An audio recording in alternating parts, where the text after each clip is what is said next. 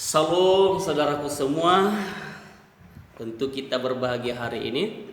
Hari ini kita berbicara membahas sesuatu pokok bahasan yang sangat penting walaupun sesungguhnya biasa, yaitu tentang doa Bapa kami. Yang pertama, saudara yang dikasih oleh Tuhan, kita baca dulu di dalam 1 Tesalonika 5 ayat 17 berkata, "Tetaplah berdoa." Ini ayat sangat singkat. Artinya kita diperintahkan untuk senantiasa berdoa. Berarti doa itu sesuatu yang sangat-sangat penting dalam kehidupan kita, bahkan bisa dikatakan menjadi kebutuhan kehidupan kita, ya. Lalu juga saudaraku, di dalam 1 Petrus 4 ayat 7 dikatakan begini, "Kesudahan segala sesuatu sudah dekat. Karena itu kuasailah dirimu dan jadilah tenang supaya kamu dapat berdoa." Jadi supaya kita dapat berdoa kita harus tenang. Jadi jangan dibalik, kita berdoa supaya tenang, bukan begitu Bapak Ibu dikasih oleh Tuhan.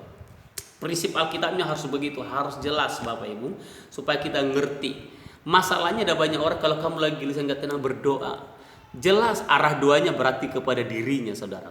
Maka doa Bapa kami ini perlu kita pahami dengan benar, dengan luar biasa. Maka kita kembali ke Matius 6 saudaraku. Matius 6 ini luar biasa. Matius 6 ini tentang doa Bapa kami.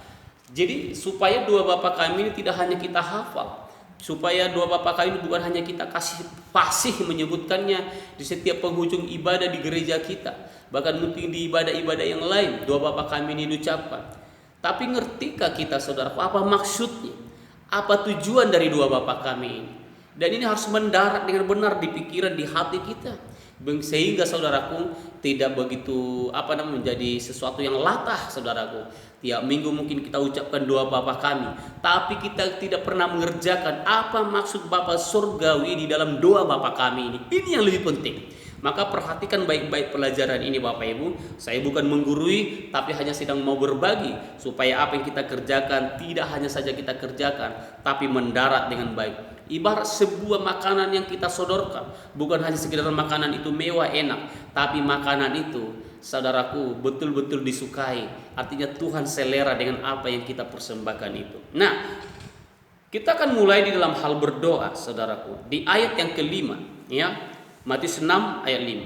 "Dan apabila kamu berdoa, janganlah berdoa seperti orang munafik. Mereka suka mengucapkan doanya dengan berdiri dalam rumah-rumah ibadah dan pada tikungan-tikungan jalan raya supaya mereka dilihat orang. Aku berkata kepadamu, sesungguhnya mereka sudah mendapat upahnya." Jadi di ayat 5 ini, doa itu bukan supaya dilihat orang. Maka kalau motivasi kita berdoa tidak jelas, arah doa kita nggak jelas, upah kita sudah dapat dari orang-orang. Mungkin berkata, hebat dia ya, hanya sebatas begitu Bapak Ibu. Ya, jadi jangan berdoa seperti orang munafik. Di ayat ke-6, "Tetapi jika engkau berdoa, masuklah ke dalam kamarmu, tutuplah pintu dan berdoalah kepada Bapamu yang ada di tempat tersembunyi, maka Bapamu yang melihat yang tersembunyi akan membalasnya kepadamu." Jadi Bapak Ibu, doa itu menjadi sebuah hubungan yang sangat eksklusif, hubungan yang intim, hubungan yang sangat pribadi, privasi sekali. Ya, hubungan yang sangat berkualitas saudaraku dengan Bapa surgawi. Ya, jadi itulah doa itu yang luar biasa itu. Maka tidak heran saudaraku yang dikasih oleh Tuhan, doa itu sesuatu yang sangat luar biasa. Di ayat 7, "Lagi pula dalam doamu itu janganlah kamu bertele-tele seperti kebiasaan orang tidak mengenal Allah. Mereka menyangka bahwa karena banyaknya kata-kata doanya akan dikabulkan. Jadi janganlah kamu seperti mereka, karena Bapamu mengetahui apa yang kamu perlukan sebelum kamu memintanya kepadanya." Jadi Bapa itu tahu apa yang kita perlukan sebelum kita memintanya. Maksudnya apa ini? Maka Matius 6 ayat 33 dikatakan, "Carilah dahulu kerajaan Allah." Yang lain ditambahkan. Di ayat 31, 32 dikatakan, kalau soal makan dan minum orang tidak mengenal Allah pun mencari itu. Lalu apa yang bedanya kita saudaraku yang dikasih oleh Tuhan? Maka dikatakan di sini, karena itu berdoalah demikian saudaraku yang dikasih oleh Tuhan. Tapi saya mau semangati lagi soal ayat 8 ini. Jadi janganlah kamu seperti mereka. Siapa mereka? Karena Bapamu mengetahui apa yang kamu perlukan sebelum kamu minta kepadanya. Bapak Ibu, doa itu jangan urusannya soal hal yang jasmani Bapak Ibu. Ya, doa itu harus menjadi sesuatu bagaimana supaya Allah memberi tuntunan perjalanan hidup kita. Dikatakan orang-orang dunia pun mencari itu, orang yang tidak mengenal Allah pun mencari itu. Maka kita belajar pelan-pelan Bapak Ibu tentang doa Bapa kami, supaya kita tidak hanya pasif seolah-olah kalau doa Bapa kami tidak diucapkan di penghujung ibadah rasanya ibadah itu tidak sah. Saudara, jangan latah, jangan ikut-ikutan, kerjakan yang benar. Doa Bapa kami ini bukan hanya sekedar diucapkan dengan pasif, tapi ngerti memahaminya, supaya ngerti juga memahaminya untuk melakukannya. Ya, oke, ayat yang ke-9. Karena itu berdoalah demikian. Ceritanya ini murid-murid saudaraku bertanya kepada Yesus, Guru, ajarilah kami doa yang benar. Lalu pertanyaannya, apakah murid-murid Yesus belum tahu berdoa atau tidak tahu berdoa? Mereka sangat pasti berdoa tentunya. Mereka terus kesehariannya berjalan bersama dengan Yesus. Tapi kenapa murid-murid ini masih bertanya untuk diajarin berdoa? Dan luar biasa, pesannya jelas. Ternyata doa itu bukan sesuatu yang mudah. Doa itu bukan sesuatu murahan. Doa itu bukan sesuatu barang recehan. Doa itu sesuatu kebutuhan yang sangat vital dalam kehidupan kita, ya, sebagai orang-orang mengaku percaya kepada Allah di dalam nama Yesus Kristus. Ya, dikatakan karena itu berdoalah demikian di ayat 9. Bapa kami yang di surga, dikuduskanlah namamu. Nih, satu ayat ini aja pelajarannya penting. Pertama, Bapa kami, ya, bukan tunggal tapi jamak, plural. Ya, artinya Yesus itu bukan hanya Bapa kita, Yesus itu bukan hanya juru selamat kita, tapi sesungguhnya Bapa dan juru selamat semua umat manusia, ya, dikasih oleh Tuhan. Maka saudaraku, Yohanes 3:16, dia datang untuk menyelamatkan semua manusia, hanya yang mau percaya kepada-Nya. Karena kenapa? Karena tanpa Dia manusia pasti binasa. Maka Bapa kami, maka kasih Yesus untuk menyelamatkan manusia ini juga harus ada dalam diri kita, supaya bagaimana semua manusia boleh percaya kepada Yesus untuk menerima pengampunan dosa dan keselamatan. Ya, lalu dikatakan Bapa. Kalau kita mengakui Dia adalah Bapa di surga, saudaraku, maka DNA-nya harus menjadi DNA kita. Sama seperti saya tampu bolon karena Bapak saya tampu bolon. DNA-nya mengalir, Bapak Ibu yang dikasih oleh Tuhan. Otomatis sikapnya juga harus mengalir, saudara yang dikasih oleh Tuhan. Ya, dikuduskanlah namamu. Apakah Yesus itu namanya tidak kudus? Oh, Dia Maha Kudus. Dengan apapun perbuatan manusia Dia tetap kudus. Ya, tetapi maksudnya dikuduskanlah namamu, perbuatan kita, saudaraku, mempertontonkan kekudusan Allah. Dalam artian apa? Kita melakukan firman-Nya. Masa Allah itu kasih, tapi kita mempertontonkan, saudaraku, sesuatu yang jahat, pelit, kikir, medit. Tidak ada kepedulian. No, saudara. Maka hati-hati, saudara, jangan sembarang hanya menyebutkan doa Bapa kami ini. Ya, yang ke ayat 10, datanglah kerajaanmu, jadilah kehendakmu di bumi seperti di surga. Jadi dalam hidup kita ini, saudaraku, harus saudaraku membangun kerajaan Allah. Kerajaan itu berbicara peraturan, ketetapan, sistem, aturan, saudaraku, tatanan. Sama seperti kerajaan keraton di Jogja. Maka sekalipun mereka dari bangsa Indonesia, kerajaan keraton punya tatanan, aturan, tata cara di sana tidak sembarangan, Bapak Ibu dikasih oleh Tuhan. Apalagi kerajaan Allah. Kita tadi sudah berkata Bapa kami yang di surga. Berarti saudaraku, untuk membangun kerajaan Allah di hidup kita, di keluarga kita, maka protokol surga itu yang harus kita kerjakan. Seperti waktu COVID datang, ada protokol COVID. Ya, mencuci tangan, saudaraku, memakai masker, menjaga jarak, macam-macam. Dan orang begitu rupa melakukan itu saking takutnya dengan COVID. Tapi saudara tahu nggak, kalau saudara tidak mengikuti protokol surga, saudara tidak pantas masuk surga masalahnya. Maka dikatakan, datanglah kerajaanmu, jadi kehendakmu. Maka kehendak Allah yang harus kita kerjakan dalam hidup kita. Maka ketika bangun pagi berdoa, Tuhan, apa yang kau kehendaki? Ketika dapat duit, katakan, Tuhan, duit ini untuk apa? Ketika sudah sehat, Tuhan, kesehatan kita mau kerjakan buat apa? Tidak boleh sesuka-suka kita. Uang kita, harta kita nggak boleh sesuka-suka kita. Apapun, saudaraku, harus sesuai kehendak Bapa. Di bumi seperti di surga. Di bumi di mana kita tinggal, di keluarga kita, di pekerjaan kita, di gereja kita, dimanapun kita ada, di sana kerajaan Allah harus dinyatakan karena ada kita. Maka kita, hidup kita itu mempresentasikan pribadi Allah, Bapak Ibu, bukan mempresentasikan pribadi kita. Amin, saudara. Maka di ayat yang ke-11 lagi dikatakan, berikanlah kami pada hari ini makanan kami yang secukupnya. Hari ini. Banyak orang hancur, susah, stres hidupnya, menggantungkan diri karena sudah dipikirkan 10 tahun ke depan, 5 tahun ke depan. Padahal Yesus mengajarkan hari ini. Kesusahan hari ini cukup, kesusahan sehari cukup sehari, kata firman Tuhan. Ya Bapak Ibu dikasih. Jadi jangan melawan firman Tuhan karena tidak mampu kita, pikiran kita. Percayalah hari ini, engkau hidup benar hari ini, kau lakukan yang benar hari ini, besok pasti kau tuai juga yang benar. Bapak Bu, besok itu misteri, betul, belum nggak ada yang tahu hari itu seperti apa. Tapi kalau engkau sudah menabur yang benar hari ini, pasti engkau akan tua yang benar juga di hari besok. Itu tidak akan pernah meleset hukum tabur tua ini. Masalahnya orang memikirkan tahun depan, bulan depan.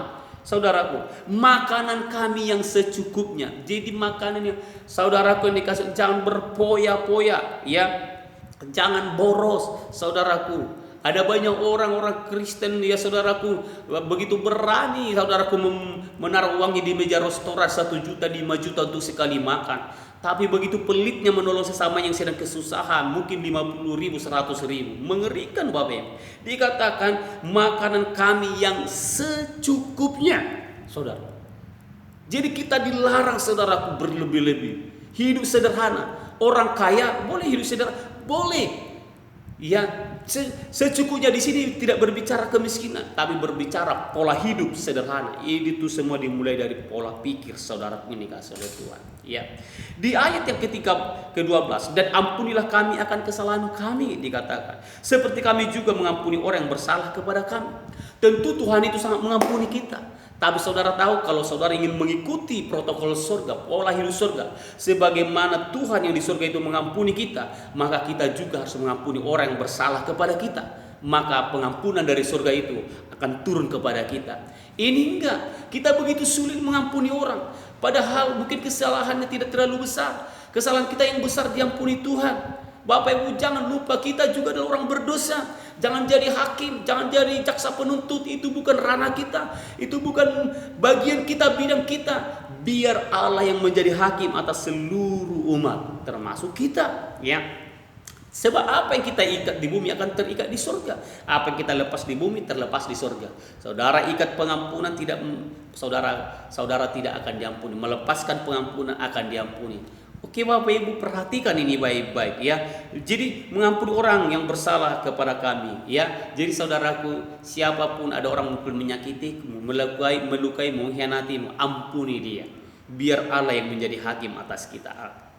Ayat 13. Dan janganlah membawa kami ke dalam pencobaan, tetapi lepaskanlah kami daripada yang jahat. Artinya Bapak Ibu begini, dua. Hanya Tuhan yang bisa melepaskan kita dari pencobaan, dan hanya dua yang bisa melepaskan kita daripada yang jahat. Maka itu teruslah melekat kepada pokok anggur seperti ranting-ranting. Kita ranting melekat kepada pokok anggur itu. Percaya, hidup kita akan terus bertumbuh sesuai kehendak Bapa. Dunia ini sudah penuh dengan kejahatan, begitu kotor, begitu runyam. Kita memang tinggal di dunia Bapak Ibu, tapi kita tidak boleh hidup kita seperti dunia. Lihat ikan-ikan di tengah lautan. Air lautan yang begitu asin, tapi ikan itu tidak ikut asin. Jadi ikan asin itu bukan asin karena keluar dari laut, tapi memang sengaja diasinkan Bapak Ibu. Jadi saudara jangan keliru. Ya, bukan karena air laut ikan asin itu, tapi ikan asin itu sengaja diasinkan. Ya, ikan nila, ikan gabus pun kita bisa asinkan Bapak Ibu. Tapi ikan di tengah laut, sekalipun tengah laut, air laut asin, ikannya tidak tercemari menjadi asin. Harusnya kita seperti itu, ya, tidak menjadi jahat saudaraku dan lain sebagainya. Ya, kita dilepaskan, protokol surga betul-betul menjadi kehidupan kita. Di ayat yang berikutnya 13b ini, karena engkaulah yang punya kerajaan dan kuasa dan kemuliaan sampai selama-lamanya. Ya, ada satu kesadaran Bapak Ibu bahwa hidup kita ini oleh karena kuasa Tuhan, maka kita harus mengembalikan semuanya, ya, kemuliaan, karena dia yang punya kerajaan, dia yang punya aturan, dia yang punya protokol. Kita ikuti semua itu.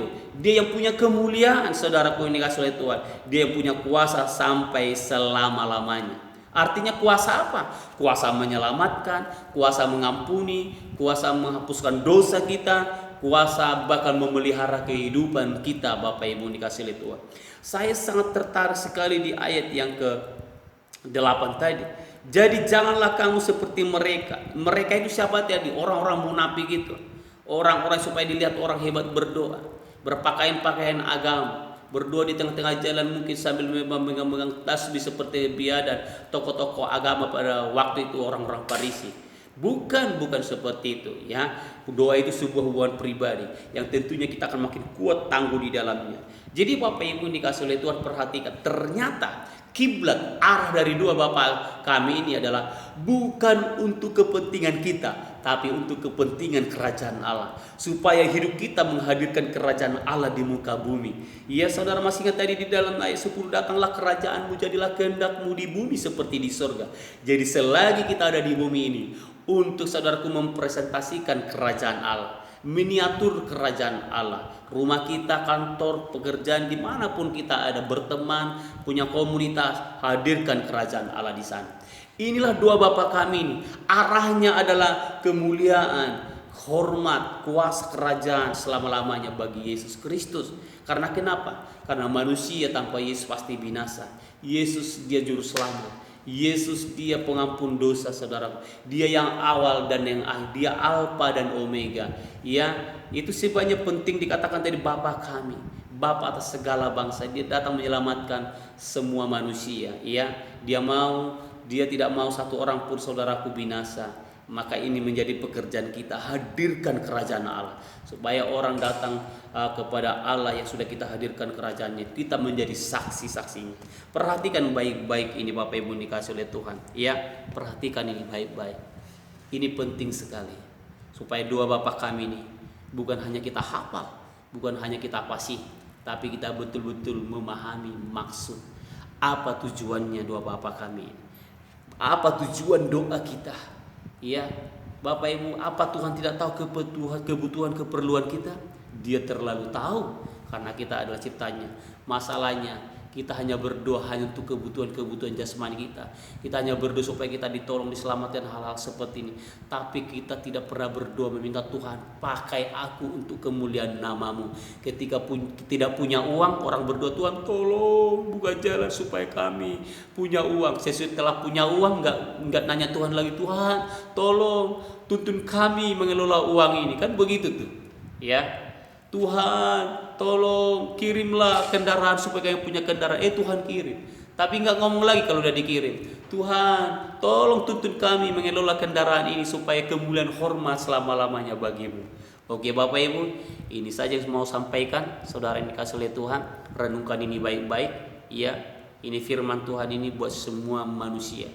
Bukan hanya untuk gereja, bukan hanya untuk pribadi kita, tapi untuk semua manusia. Karena Yesus mau semua manusia tidak ada yang binasa, tapi diselamatkan. Salam, salam. Saudara kalau diberkati, boleh share video ini demi kemuliaan Tuhan, demi banyak jiwa diselamatkan. God bless. Tuhan Yesus berkati. Salam, Horas.